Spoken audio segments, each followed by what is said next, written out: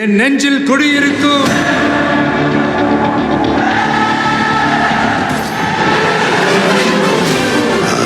தளபதி.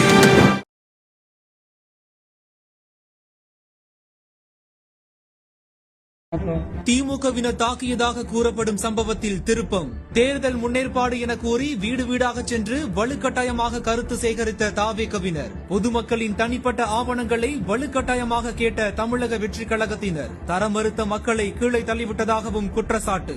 அதெல்லாம் கொடுக்க முடியாது சொன்னேன். நியூஸ் கேட்டீங்களா? திருப்பம். ஒரு நியூஸ்காரன் நினைச்சா ஒரு நியூஸை எப்படி வேணா மாற்ற முடியும். அதுக்கு இதே ஒரு சிம்பிள் உதாரணம். இந்த திமுக காரனுக்கு தமிழக வெற்றி கழகத்தை எப்படியாவது மக்கள்கிட்ட கொண்டு போய் தப்பாவது சேர்த்துடணும், இந்த கட்சியை அழிக்க தான் முடியல, அட்லீஸ்ட் ஒரு தப்பான இமேஜாவது கிரியேட் பண்ணிடணும்னு என்னென்னமோ ட்ரை பண்ணுறாங்க. ஆனால் ஒவ்வொரு வாட்டியுமே அந்த கொத்தடி டீமும் ஃபெயில் ஆகுது. ஏன்னா அவங்க கட்சி மாதிரியே அவங்க ஐடியாவும் பழசு அப்படின்றது இவங்களுக்கு புரியவே மாட்டேங்குது. இன்றைக்கி தமிழக வெற்றி கழகத்துக்கு மிகப்பெரிய அரணாக இருக்கக்கூடிய விர்ச்சுவல் வாரியர்ஸ் அப்படின்ற அந்த ஒரு கட்டமைப்பு இருக்குது பார்த்தீங்களா, அதை என்ன பண்ணுறதுனே எங்களுக்கு தெரியல. அது இருக்குன்றது தெரிஞ்சும் திருப்பி திருப்பி முட்டாள்தனமாகவே பல யோசனை யூஸ் பண்ணுறாங்க. அதெல்லாம் எப்படி அவங்களுக்கு பேக் ஃபயர் ஆகுது அப்படின்றது தான் இந்த வீடியோவில் பார்க்க போகிறோம். இதில் லாஸ்ட்டாக சேகர் பாபு ஒன்று சொல்லுவார், அதை நான் ஆட் பண்ணுறேன். அது அவருக்கு தான் பர்ஃபெக்டாக ஃபிட் ஆகும் அப்படின்றத நீங்கள் இந்த வீடியோ பார்த்து முடிக்கும் போது புரிஞ்சுப்பீங்க. என்னுடைய சேனலுக்கு யாராவது ஃபஸ்ட் டைம் வரீங்க அப்படின்னா சப்ஸ்கிரைப் பண்ணிவிட்டு பெல் பட்டன் பிரஸ் ஷேர் பண்ணுங்கள், மறக்காமல் கமெண்ட்ஸ் போட்டு போங்க. அதுக்கப்புறமா என்னோடய வாட்ஸ்அப் குரூப்பில் சேரணும்னா லிங்க் டிஸ்கிரிப்ஷனில் இருக்குது, கிளிக் பண்ணி ஜாயின் பண்ணிங்க. வாங்க உள்ள போகலாம்.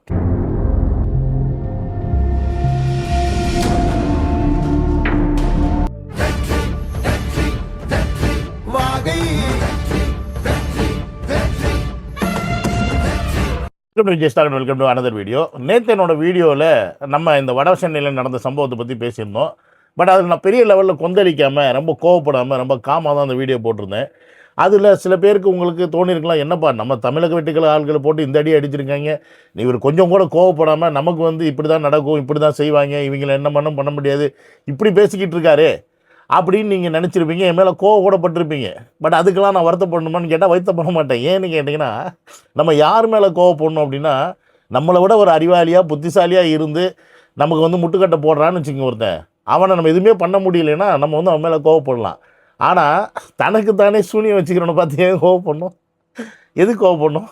அதனால தான் நான் கோவப்படல. எஸ், நேற்று அப்படி ஒரு சம்பவம் நடந்துச்சு. அது யாருக்கு பண்ணாங்க? தமிழக வெற்றி கழகத்துக்கு பயம் வரணும்னு பண்ணாங்க. ஆனால் கடைசியில் பயந்தது யார்? மிரண்டு போனது யார்?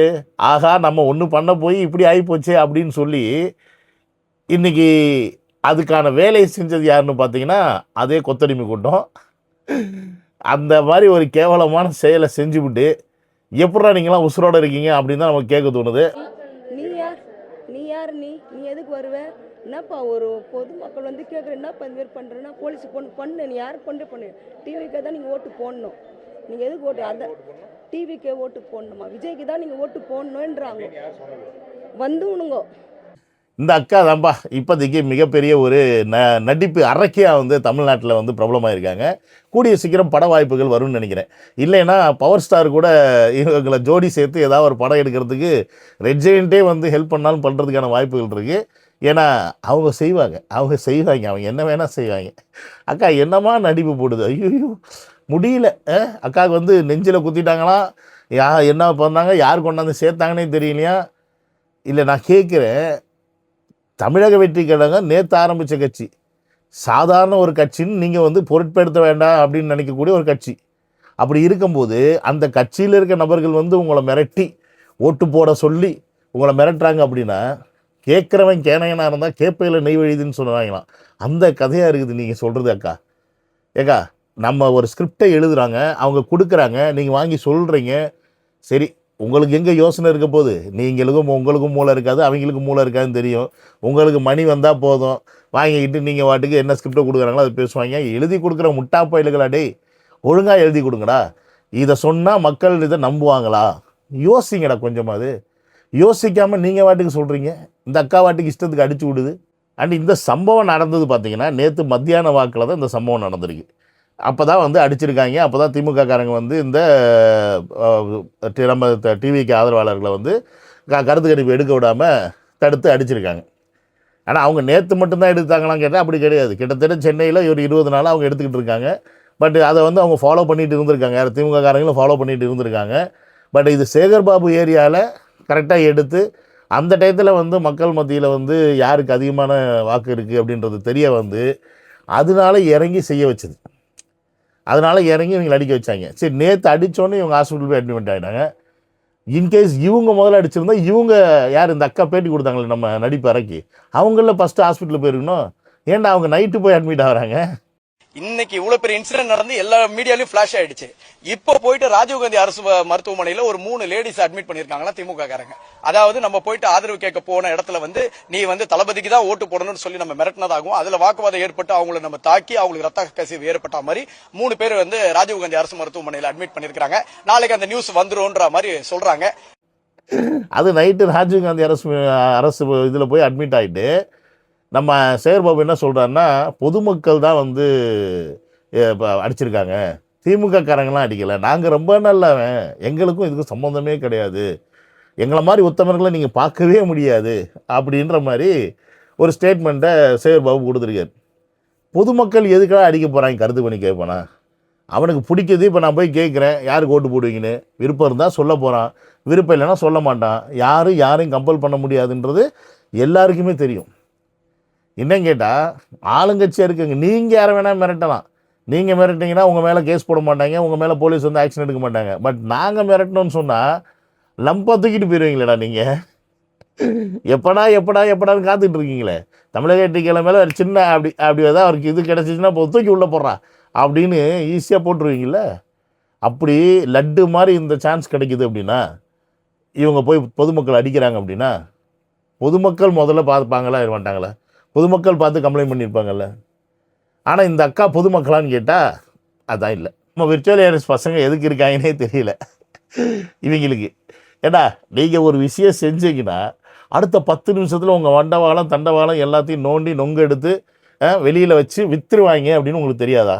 இந்த அக்கா எங்கேருந்து வந்துச்சு, எந்த கூடாரத்துலேருந்து வந்துச்சு அப்படின்றத டேட் வைஸு எல்லாத்தையும் ஃபோட்டோ வைஸு போட்டு கிளின்னு கிழிச்சிட்டாங்க.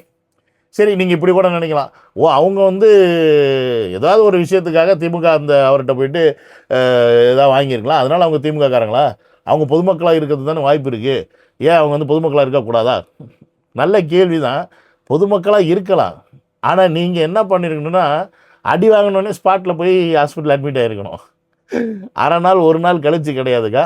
இங்கே எல்லா நியூஸ் எல்லாம் வெளியில் வந்து மத்தியானம் ஃபுல்லாக சொன்னது திமுக காரங்க அடித்தாங்க, திமுக காரங்க தாவைக்காரனே அடித்தாங்கன்னு சொல்லி அப்படி நியூஸ் வந்துட்டு நைட்டு வந்துட்டு அப்படியே மாறி இல்லை திமுக காரங்க அடிக்கலை, தமிழக வெற்றி கழகம் வந்து பொதுமக்களை அடித்தனால அவங்க திருப்பி வந்து இவங்களை தாக்கியிருக்காங்க அப்படின்ற மாதிரி ஒரு ஸ்டேட்மெண்ட்டை மாற்றுறீங்க அப்படின்னா, நாங்கள்லாம் என்ன கேன போயிருக்கலாடா? எங்கெல்லாம் பார்த்தா எப்படா தெரியுது உங்களுக்கு? ஏன்டா முட்டா பசங்களா?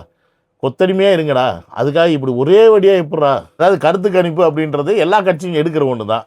கருத்து கணிப்பு வந்து எடுக்கிறதுன்றது ஒரு மிகப்பெரிய தவறு மாதிரி. அதை வந்து என் ஏரியாவில் வந்து நீ எடுக்க வந்துட்டேன்னா நீ எவ்வளோ பெரிய ஆள் தெரியுமா, நான் யார் தெரியுமா, என் ஏரியாவுக்கு நீ வந்து எடுப்பியான்னு சொல்லி கெத்து காட்ட போய் வெத்தா போன சேகர் பாபு இன்றைக்கி எல்லாருக்கிட்டையும் முத்துன்னு வாங்காமல் மட்டும்தான் இருக்காரே ஒழிய, ஆனால் கூடிய சீக்கிரம் வாங்குவார் அப்படின்றது தான் இங்கே வந்து நிதர்சனமான உண்மை.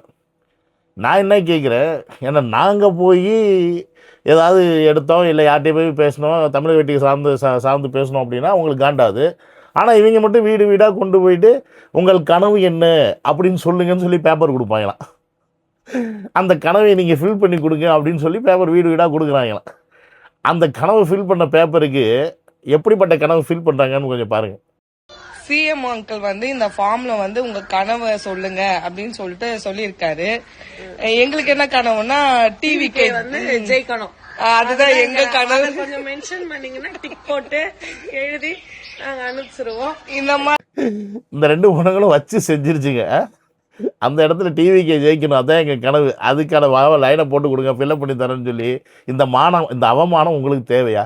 இந்த மானங்கட்ட பொழப்பு உங்களுக்கு தேவையா? நீங்கள் என்ன பண்ணாலும் எப்படி பண்ணாலும் மக்கள் மனசில் இருக்கிறது தளபதி விஜய் அவர்கள், அவருக்கு தான் ஓட்டு போடணுன்ற மைண்டை ஃபிக்ஸ் பண்ணிட்டாங்க. நீ என்ன தான் குட்டிக்காரனை அடித்தாலும் அங்கே மாற போகிறது கிடையாது. மக்கள் ஒன்ஸ் ஃபிக்ஸ் பண்ணிட்டாங்க அப்படின்னா அந்த வாட்டி அந்த ஆட்சி மாற்றம் 100% நடக்கும். இதுதான் நம்ம காலங்காலமாக பார்த்துக்கிட்டு இருக்கோம்.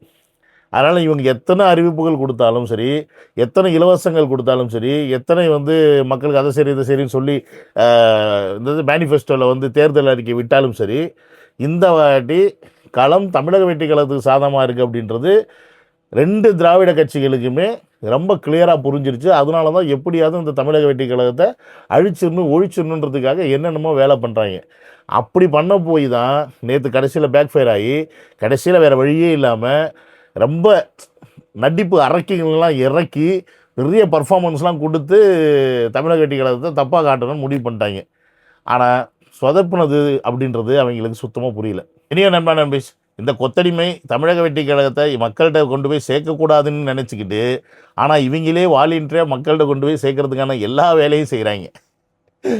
இப்படியெல்லாம் செஞ்சால் மக்கள்கிட்ட கெட்ட பேர் வாங்குவோன்னு நினைக்கிற ஒவ்வொரு விஷயமும் இவங்களுக்கு தான் பேக் ஃபயர் ஆகுது, இவங்களுக்கு தான் கெட்ட பேர் ஆகி போகுது. ஆகா இப்போ நம்ம வந்து அடிச்சிட்டோம், ரவுடிசத்தை கையில் எடுத்துட்டோம் தானே இப்போ 2 நாளாக பரப்பிட்டு இருக்காங்க. இப்போ இந்த சம்பவம் நடந்துருச்சுன்னு தெரிஞ்சு மக்கள்கிட்ட போய் இன்னும் ரீச் ஆயிடுச்சுன்னா என்ன பண்ணுறதுன்னு பயத்தில் ஆளை வச்சு செட் பண்ணி, இல்லை நாங்கள் அடிக்கலை, ஐயோ அம்மா நாங்கள் செய்யலை, எங்களை மன்னிச்சிருங்க, செஞ்சதெல்லாம் அவங்க தான் அப்படின்னு கூழு கொம்பளை போட்டுக்கிட்டு ஒரு விஷயத்தை பண்ணுறாரு நம்ம சேகர் பாபு. அந்த தொகுதியில் இஸ்லாமியர்களை மற்ற வாக்குகளை வச்சு தான் ஜெயிச்சிருக்காரு அப்படின்றது அவருக்கே தெரியும். ஆனால் இப்போ அந்த வாக்கெல்லாம் வந்து எங்கே போகுதுன்றது தெரியுது. அந்த வைத்தறிச்சல் தான். அப்படி இருக்கும்போது நீங்கள் என்ன பண்ணணும்னா சேகர் பாபு அவர்களே, அந்த இடத்துல அந்த தொகுதிக்கு ஏதாவது நல்லது செய்கிறதுக்கு முயற்சி பண்ணுங்கள். அதை விட்டுவிட்டு இந்த மாதிரி ஏதாவது வேலை செஞ்சீங்கன்னா நீங்கள் சொன்னது தான் உங்களுக்கு படுத்துக்கிட்டு எச்சத்து போனால் எங்கே விழும், திரும்ப நம்ம மேலே தான் விழும். அதை வந்து மறந்துடாதீங்க அப்படின்றத சொல்லி இந்த வீடியோ முடிச்சுக்கிறேன். See you on another video. Love you all. Take care. Bye bye.